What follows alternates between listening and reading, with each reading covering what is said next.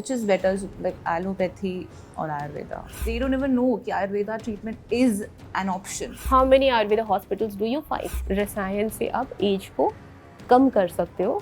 कम मतलब आपका एज तो होगा नेचुरली, बट वही है कि स्लो डाउन कर देता है एजिंग प्रोसेस. It's like देसी नुस्खे. हाँ, घर घर में मिलेंगे लेकिन लोगों को पता नहीं है. क्या है ये वाता पीता का पार? How do you balance दोषास? 15 साल हो गया, 20 साल हो गया, ना दवाई छूट रही है ना ही उनकी बीमारी छूट रही है. Can Ayurveda help in treating cancer? तो जो कैंसर सेल्स हैं वो जिसमें सर्वाइव करती है, सबसे पहले तो मीठा. ओके, मीठा उसको बहुत ज़्यादा पसंद. कोई भी बीमारी को हम अपने यहाँ से ठीक करते हैं. Hello and welcome to our Sunday podcast. Problem क्या है? जैसे हम जानते हैं that weather is changing and flu infections are on the rise.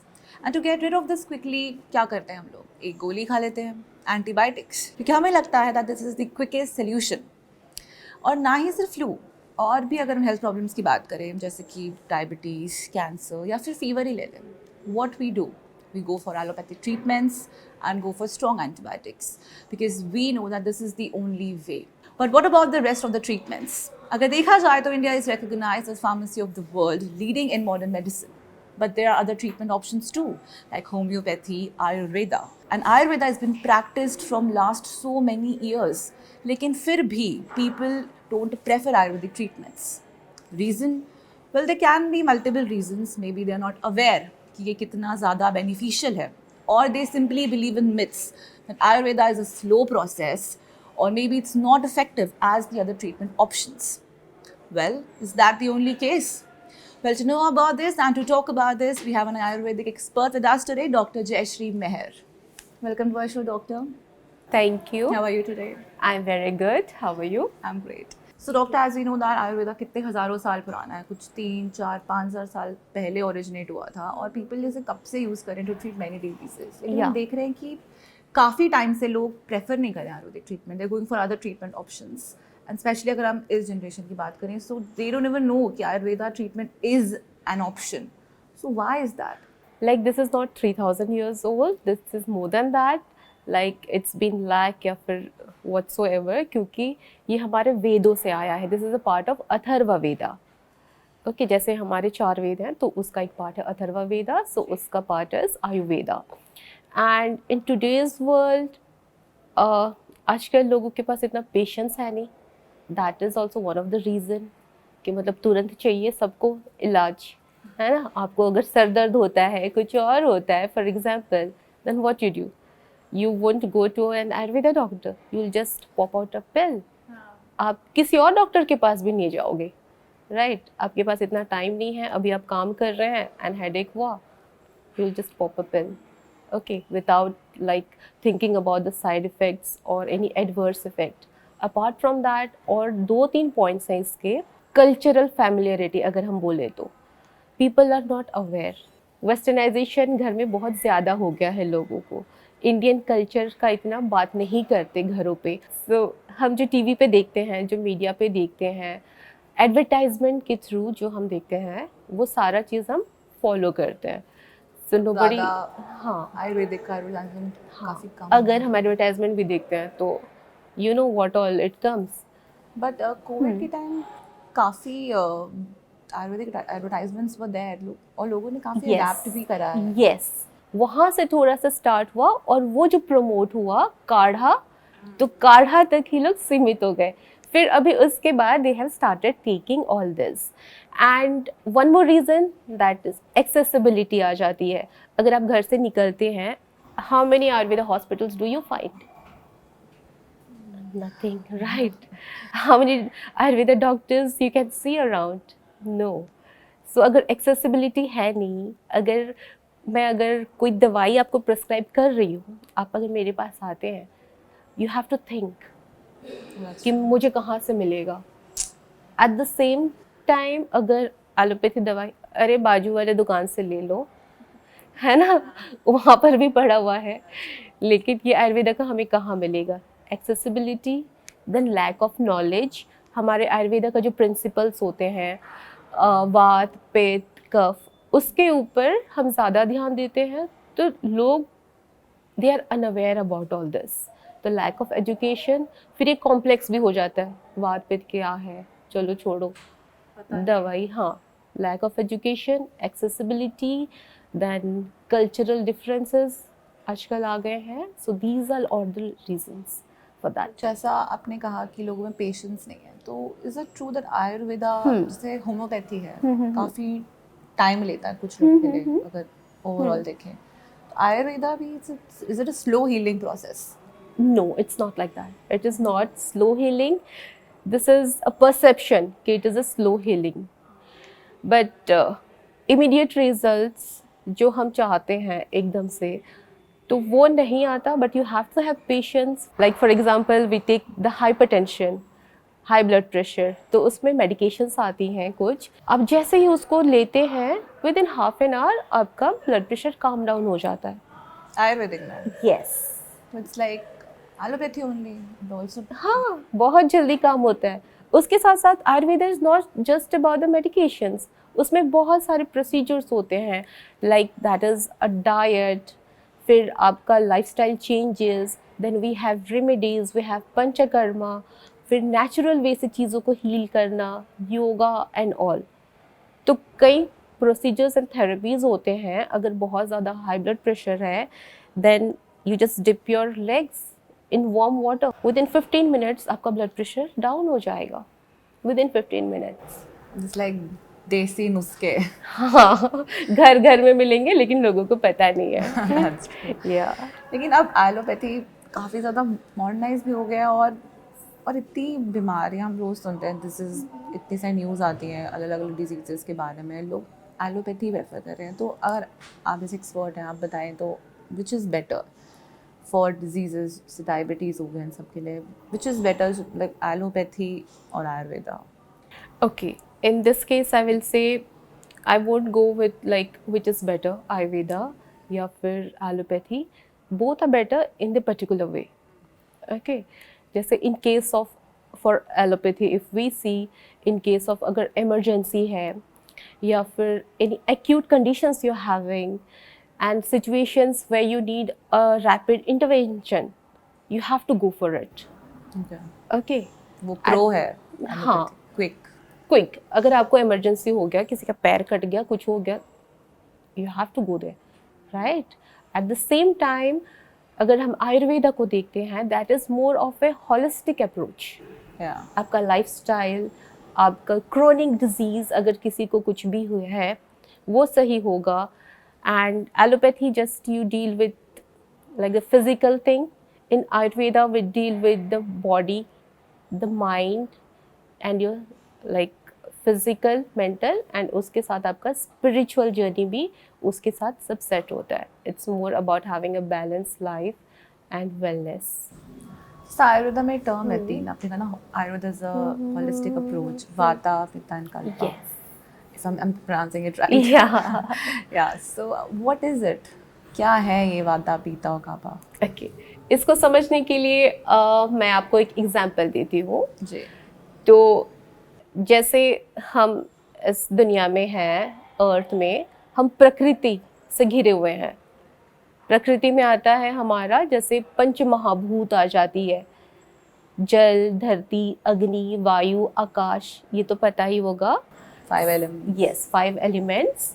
तो पंच महाभूत है ये.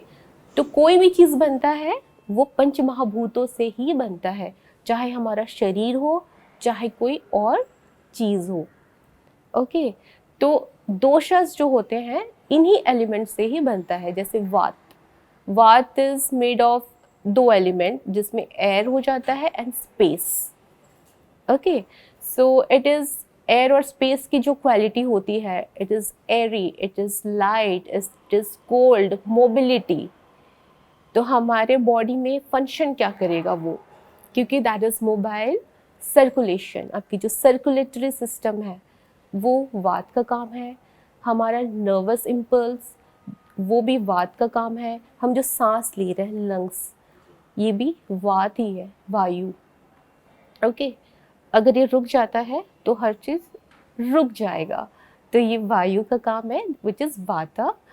एंड अगर इसका इम्बैलेंस हो जाती है, देन उससे रिलेटेड जो भी प्रॉब्लम आएगी, that will aggravate. Right.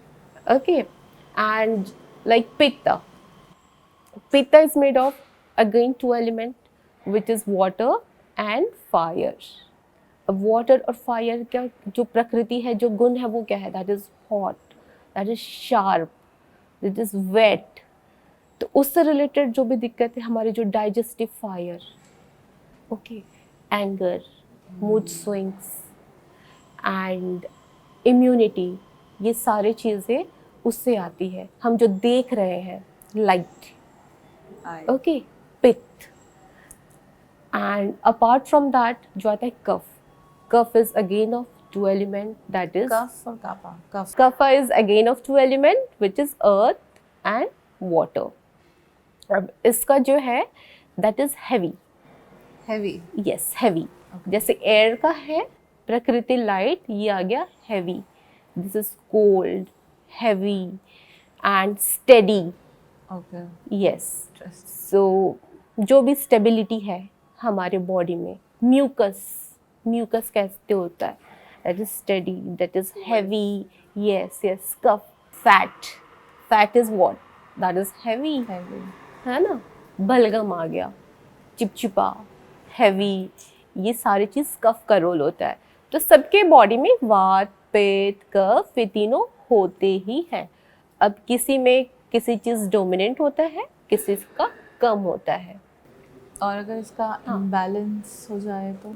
Okay, तो अभी बॉडी का कंस्टिट्यूशन इज ऑफ लाइक 3 दोषास, वात, पित्त, कफ।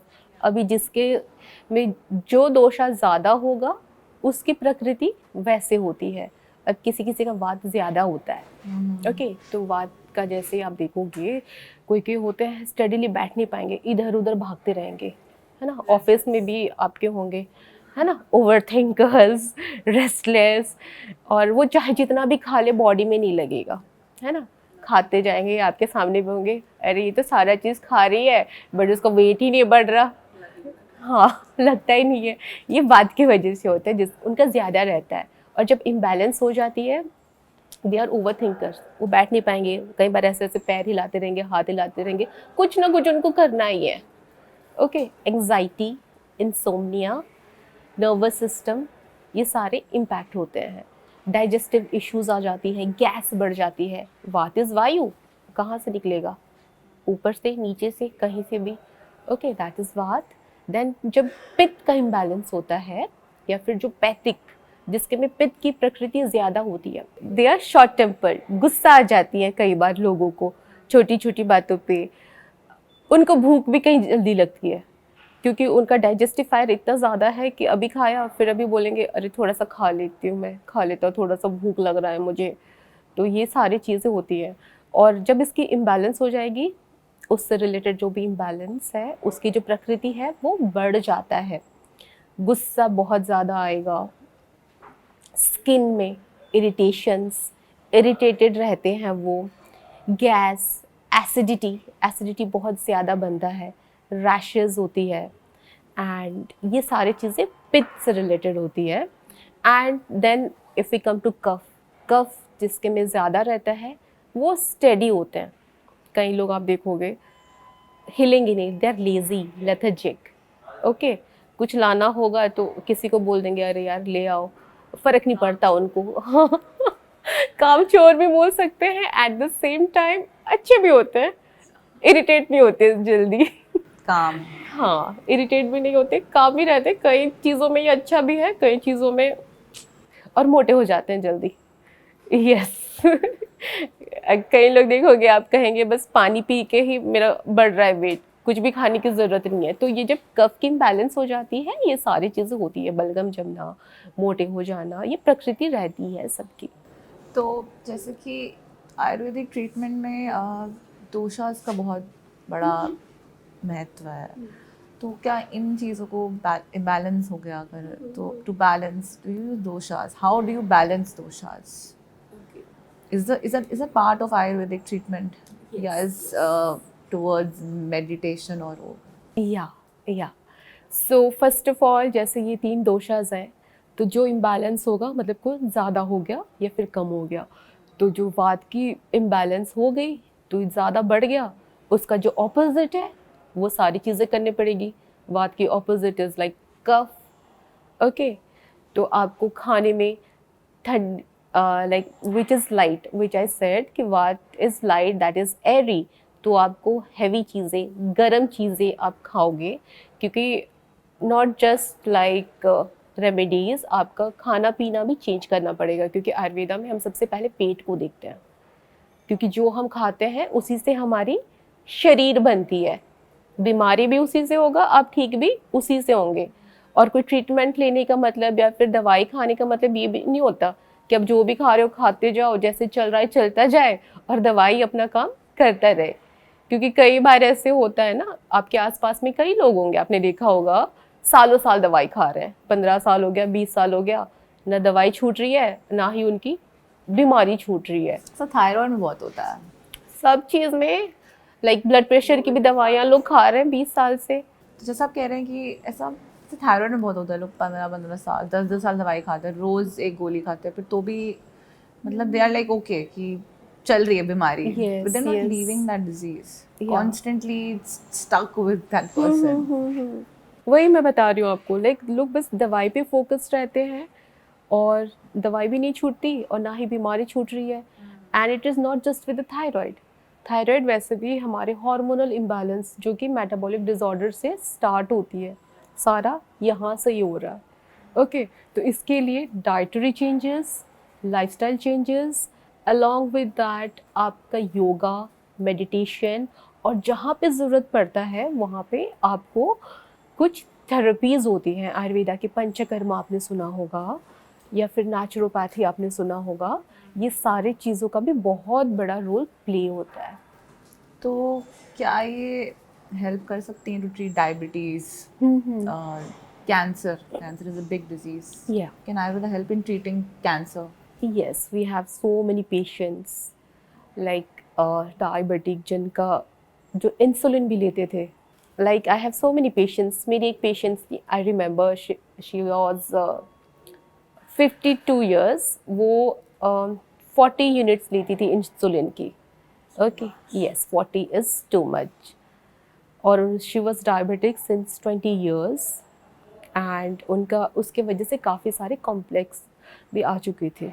लाइक डायबिटीज़ की वजह से उनके नर्वस सिस्टम पे हैम्पर हो जाती है, आँखों पे इम्पैक्ट पड़ने लगता है, vision loss. Yes, that is retinopathy आपका हो गया। फिर धीरे धीरे किडनी भी ख़राब होने लगती है, दैट इज़ नेफ्रोपैथी। फिर नर्वस सिस्टम अटैक होने लगते हैं, and many more things she was going through.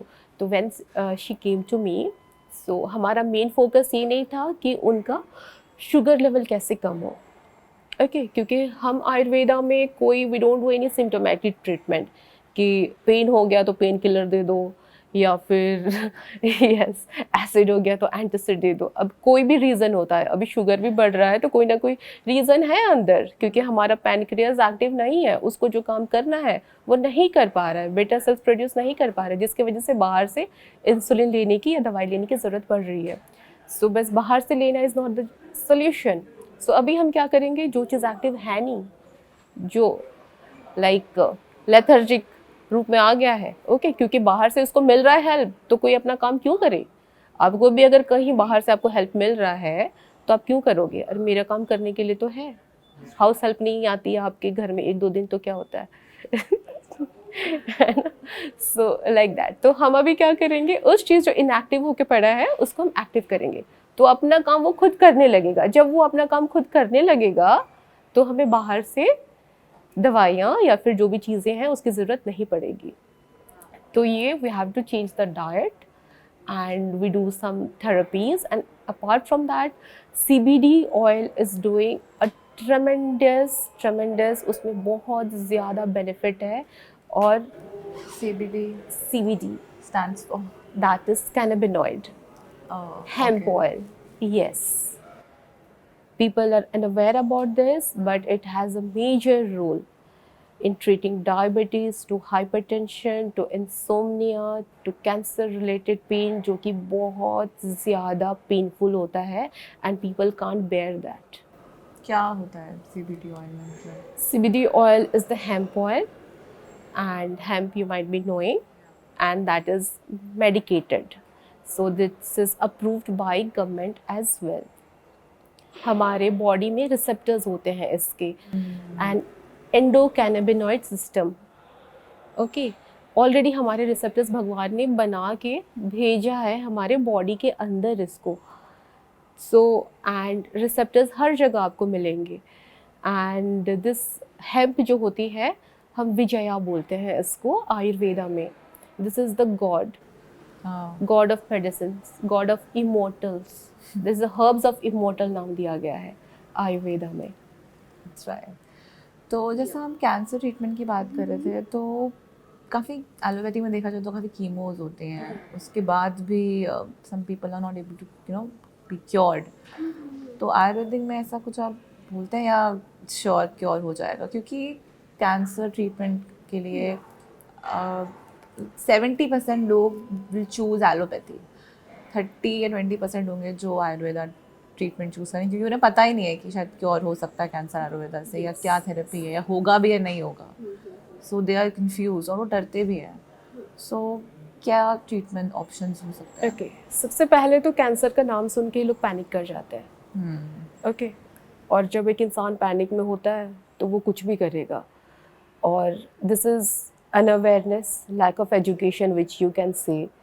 और अगर किसी को ये बीमारी है तो वो हर जगह जो भी बेस्ट सुनेगा वो जाएगा ही वहाँ पे। एंड कई सारे ऐसे पेशेंट हैं जो हमारे पास जो आते हैं, like they have taken the chemo, they have taken the radio, they have taken the immunotherapy, they have done the targeted therapy, okay, इतना सारा होने के बाद भी चीज़ें सही नहीं होती है। एंड ओके, कई बार ऐसे भी होता है कि ठीक हो जाता है, फिर वो रिलैप्स हो जाती है, क्योंकि कैंसर का अगर एक सेल भी है या फिर उनके बॉडी में वो टेंडेंसी है तो वो बार बार बनता जाता है। ओके, एंड आयुर्वेदा में हम देखते हैं कि कैंसर किस लिए बन रहा है। अभी किसी भी चीज़ को बढ़ने के लिए एक खुराक की ज़रूरत होती है ना। आपको हो गया, मुझे हो गया, अच्छा खाना पीना मिलेगा, हमें अच्छी एनवायरनमेंट मिलेगी, हम बहुत अच्छा सर्वाइव कर जाएंगे। एट द सेम टाइम हमें कोई जाके डेजर्ट में छोड़ दे, हम रह नहीं पाएंगे। तो जो कैंसर सेल्स हैं वो जिसमें सर्वाइव करती है, सबसे पहले तो मीठा। ओके, मीठा उसको बहुत ज़्यादा पसंद है, तो उसमें बहुत ज़्यादा बढ़ता है, चाहे वो किसी भी फॉर्म में हो, चाहे वो शुगर हो, चाहे वो गुड़ हो, चाहे वो कोई भी फॉर्म में, शुगर उसमें बढ़ेगा। एंड एक्सेप्शन है जो प्राकृतिक चीनी। प्राकृतिक चीनी इज द लाइक हमें प्रकृति से जो मिला है, फ्रूट्स एंड ऑल, उसको हटा के बाकी जो शुगर है उसमें बढ़ती है। Then second thing is acidic environment. उसको एक एनवायरनमेंट भी चाहिए। जब हमारी बॉडी एसिडिक हो जाती है तो वो बहुत ज़्यादा ग्रो करता है। And the third thing is oxygen, जहाँ पे कम होती है, ऑक्सीजन की कमी में भी ये बहुत ज़्यादा बढ़ता है। तो सबसे पहले किसी भी चीज़ को रोकने के लिए क्या करना पड़ेगा, उसका दाना पानी हमें बंद करना पड़ेगा। तो सबसे पहले ये बंद कर दो तो वो बढ़ नहीं पाएगा। उसके बाद क्या करना है, उसको ख़त्म करना है।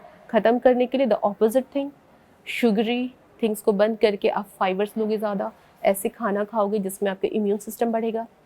एसिडिक का ऑपोजिट इज अल्कलाइन। आपका बॉडी जितना ज़्यादा अल्कलाइन रखोगे उतना ज़्यादा चीज़ें ख़त्म होगी।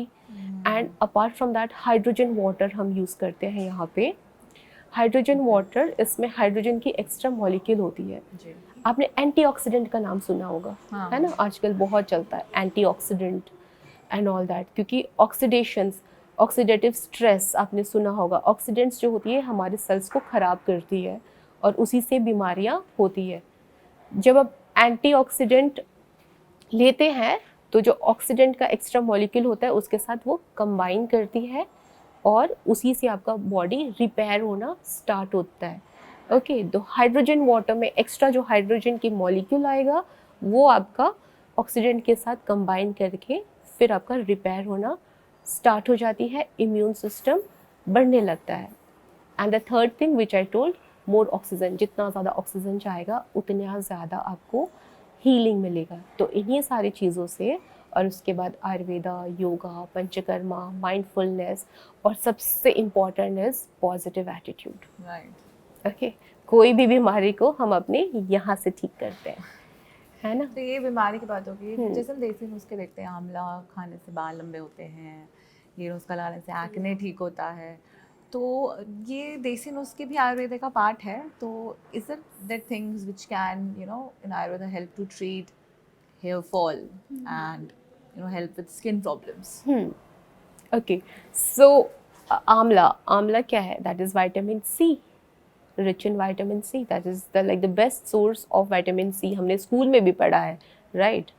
एंड विटामिन सी एंटीऑक्सीडेंट्स बढ़ाता है, जो आपका हेयर फॉलिकल्स को रीग्रोथ करने में मदद करती है, तो वो रीग्रोथ करेगा। Just stopping the hair fall is not the solution, आपको वापस भी चाहिए बाल, है ना? बाल तो झड़ गए, आप आधे गंजे हो गए, बट आर यू खुश कि उतना रुक जाए? फिर तो चाहिए बाल बढ़ना। तो आंवला से ये होगा। ओके, आंवला यू आर टेकिंग, और आंवला को रसायन माना जाता है आयुर्वेद में। रसायन is anti ageing.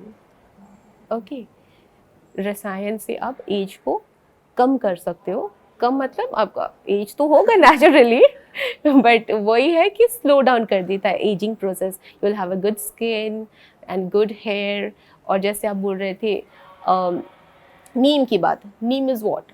Antibacterial. So face, या जैसे लोग डर्मेटोलॉजिस्ट के पास जाते हैं, क्रीम्स लगाते हैं, इतने आजकल सीरम्स हैं इतने सारे, niacinamide, salicylic, which is also well researched and they are beneficial. पर आयुर्वेदिक में कुछ हैं चीज़ें जो जिनको इंटेंस एक्ने है उनके लिए हेल्प कर सकती हैं। Yes, as you told, neem, Yeah. नीम है, नीम की पत्तियाँ, और उससे भी ज़्यादा बहुत अच्छा चीज़ है, दैट इज़ नीम की लकड़ी। वही आई टोल्ड यू, एक्सेस नहीं है लोगों के पास तो वो नहीं करेंगे। जैसे हम चंदन घिस के लगाते हैं, वैसे नीम आप घिस के लगाओगे तो वो एक्ने सही होता है, आपके सेबेशियस ग्लैंड तक जाती है, एंटी बैक्टीरियल जो है, एंड स्किन को भी स्मूथ आउट करती है। हल्दी, हल्दी इज़ एंटीसेप्टिक, कॉम्प्लेक्सन एनहांस करता है, उसको कर्ड के साथ मिलाओ। जैसे आपने कहा सीरम की बात, उसमें क्या होता है? Lactic acid. Okay, lactic acid का आप सीरम लगाते हो, curd is also the same thing. Yeah. Same okay, thing. जो चीज़ हम खा सकते हैं उसको स्किन पे भी लगा सकते हैं। Okay. यस। So ये is it true that herbal and Ayurveda are same or are they different? Okay, so first let us see herbal क्या है एंड आयुर्वेदा क्या है। Herbal is herbs, plant. Okay, so इसमें क्या आ जाता है? आपका प्लांट का पूरा पार्ट आ जाता है, leaf, stem, root and other part etcetera. तो herbal thing is purely the plant based, जो आपके सारे फॉर्म में यूज़ कर सकते हैं। अब पाउडर फॉर्म में आ गया, टी के फॉर्म में आ गया, टिंचर्स के फॉर्म में, कैप्सूल के फॉर्म में, and this is not just Ayurveda, Ayurveda में भी यूज़ होता है, eight the same time homeopathy में यूज़ कर रहे हैं, हाँ, काफी यूनानी में यूज़ होता है, similarities है। यस, वेस्टर्न पार्ट में भी यूज़ कर रहे हैं, चाइनीज़ मेडिकेशंस में भी हर्ब्स यूज़ होता है। But at the same time जब हम आयुर्वेदा की बात करते हैं, आयुर्वेदा इज आयु, ओके, आपका लाइफ, एंड वेदा इज उसका साइंस। तो herb is a part of Ayurveda. Okay, जड़ी बूटियाँ, फिर आपका योगा, उसमें panchakarma, lifestyle, everything is involve. आप दिन में कैसे रहोगे, रात में आपको क्या करना है, विंटर्स में क्या करना है, समर्स में क्या करना है, तो कंप्लीट आपकी लाइफ की साइंस होती है आयुर्वेदा में। Right. So, doctor, before we wind up, 5 tips that you would like to give to our audience. How can they involve Ayurvedic tips, treatments in their life to have a better life? मैं इसको आसान कर देती हूँ, बहुत ज़्यादा वो नहीं करूँगी, क्योंकि आज के ज़माने में लोगों के पास इतना टाइम है नहीं बैठ के वो करेंगे। तो चाहे आप ऑफिस के लिए आ रहे हो बहुत ज़्यादा, क्योंकि आजकल शिफ्ट भी अलग हो गया है, राइट? दिन में अलग, रात में अलग शिफ्ट टाइमिंग। अगर मैं किसी को बोलती हूँ आज आप सुबह इतने बजे उठ के ये करो, वो भाग जाएंगे, दोबारा नहीं आएंगे मेरे पास। अब किसी का नाइट शिफ्ट है, वो सुबह नहीं उठ सकता, राइट? अभी मैं किसी को बोलूँ सुबह आप योगा करो, ये करो, वो करो, ठीक है, वो सब that is good, I am not saying that is bad, but उसी के हिसाब से आपको चेंजेस करने पड़ेंगे। आपके आजकल के लाइफस्टाइल के हिसाब से we have to change certain things. तो इसमें तो मैं ये बोलूँगी, आपको कभी भी मौका मिलता है, मिट्टी पे, घास पे, ज़मीन पे आप नंगे पैर चलना है। And I tell you why this is important, क्योंकि आजकल हम इतने सारे गैजेट्स से घिरे हुए हैं, मोबाइल, लैपटॉप, एलईडी, एसी, सब में आपके रेडिएशंस आ रहे हैं, वो इम्पैक्ट कर रहा है हमारे बॉडी में। और आजकल हम कहीं भी चल रहे हैं चप्पल जूता पहन के, बिल्डिंग्स में रहते हैं, फ्लैट में, जिसके फ्लोर्स पे टाइल्स एंड मार्बल्स है ना। जब हम नंगे पैर चलते हैं मिट्टी या घास में, तो जो वेव्स आते हैं वो उसके थ्रू, अर्थिंग के थ्रू वो नीचे चला जाता है और आपका बॉडी हील होना स्टार्ट हो जाता है। This is the one tip I will tell everyone. And the second thing, आज का जो सबसे कॉमन है प्रॉब्लम, नींद नहीं आ रही है लोगों को, है ना। It's not about the old age या डिजीज़, यंगस्टर्स में भी। आईटी वाले हैं, कंप्यूटर के सामने बैठ के बहुत लोगों का काम करना पड़ता है। आजकल सोशल मीडिया का ज़माना है, मोबाइल चला रहे हैं। हमारी जो सर्कडियन साइकिल है, भगवान ने कुछ सोच समझ के दिन और रात बनाया है, ओके, लेकिन आजकल दिन में भी रात एंड रात में भी पूरा दिन ही होता है, जिसमें हमारी नींद का पैटर्न खराब हो जाता है। तो इसको हम क्या कर सकते हैं, दिन में मैक्सिमम लाइट चाहिए हमें। तो अगर आप घर के अंदर भी हो, सारे लाइट्स ऑन कर दो, सारे पर्दे खोल दो। जैसे जैसे शाम होता है आप डिम कर दो लाइट्स, पर्दे डाल दो शाम होते ही।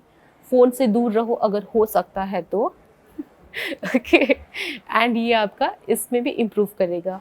फिर और एक थिंग, नस्य बोलूँगी मैं। नस्य इज़, हम जब नोस्ट्रिल में घी, नस्य, यस, नोज़ के थ्रू हम कोई भी चीज़ डालते हैं उसको नस्य बोला जाता है, ओके। ऑयल होती है, तो अगर देसी गाय का घी है that is the best thing, क्योंकि आजकल एंग्जाइटी, स्ट्रेस बहुत ज़्यादा है सब में, ओके। अगर हम नोज़ के थ्रू कोई भी चीज़ डालते हैं तो वो बहुत ज़्यादा इम्पैक्ट करता है, क्योंकि हमारे नोज़ को हमारा ब्रेन का द्वार बोला गया है, ओके। यस, कोई भी ऑपरेशन होता है ब्रेन रिलेटेड या जो भी, नोज़ के थ्रू की जाती है। जब हम नोज़ में ये डालते हैं, अगर देसी गाय का घी है वो तो अमृत ही है, अगर नहीं है बादाम का ऑयल यू कैन पुट, जिसमें हमारी मेमोरी एनहांस होगी, हेयर, आज सुंदर दिखना भी है सबको, स्किन भी सही होगा, नींद भी सही आएगी, एंग्जाइटी एंड डिप्रेशन ये भी सही होता है, अपर बॉडी पार्ट सब कुछ इसमें ठीक होता है। This is the main tips. These are some really interesting tips. Yes, This these is are, एक, yeah, what I've heard. yeah, घास पे चलना, ये तो और ये काफी practical है. I think people Yeah. can definitely apply that. yes, yes. So thank you so much, doctor, for being here today. I hope you've got all your answers, and I hope you will apply these interesting tips in your life, and you will always see that there are other treatment options also. And yes, definitely consult your doctor before going for any treatment options. Well, that's all for today. Keep watching Fit Talk. I'll see you next Sunday.